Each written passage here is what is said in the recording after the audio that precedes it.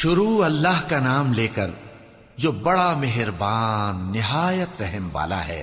اے نبی صلی اللہ علیہ وآلہ وسلم، اپنے پروردگار کا نام لے کر پڑھو جس نے تمام کائنات کو پیدا کیا، جس نے انسان کو خون کی پھٹکی سے بنایا۔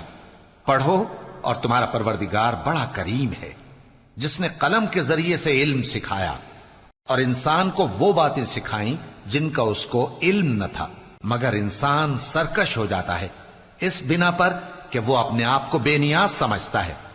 کچھ شک نہیں کہ سب کو تمہارے پروردگار ہی کی طرف لوٹ کر جانا ہے۔ کیا تم نے اس شخص کو دیکھا جو منع کرتا ہے، یعنی ایک بندے کو جب وہ نماز پڑھنے لگتا ہے؟